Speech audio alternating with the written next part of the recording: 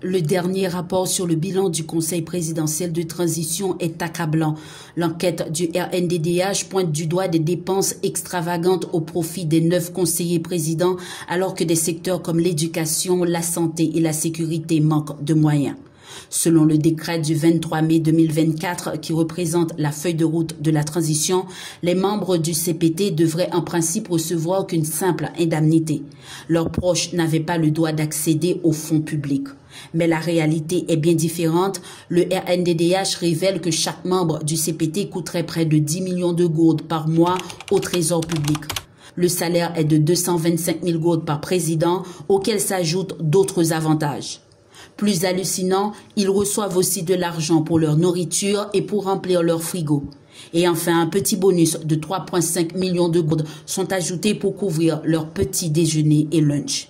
Ce n'est pas tout. Lors des fêtes comme à Pâques, chaque membre s'octroie entre 3 et 5 millions de gourdes supplémentaires. Ces révélations choquent. Le CPT avait promis une gestion responsable des fonds publics. Le résultat est tout autre. Pendant ce temps, la pauvreté persiste. Selon la Banque mondiale, la majorité des Haïtiens vivent sous le seuil de pauvreté en 2023. Tout cet argent dépensé pour le train de vie des conseillers présidents, et quel résultat au final?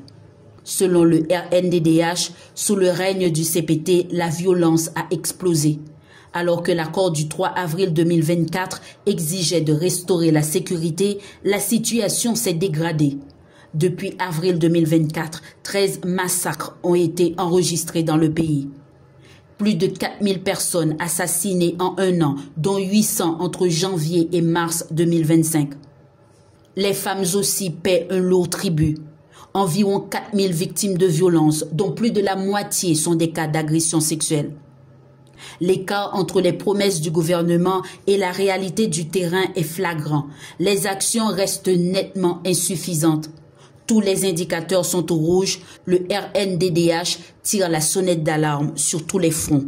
Liberté publique menacée, répression violente des manifestations, fermeture et déplacement de tribunaux, attaque contre les médias, lutte contre la corruption et la contrebande inefficace, blocage des réformes économiques, institutionnelles et électorales. Le CPT a encore 10 mois pour remettre Haïti sur la voie du développement, mais de grandes interrogations pèsent sur sa capacité à remplir son mandat.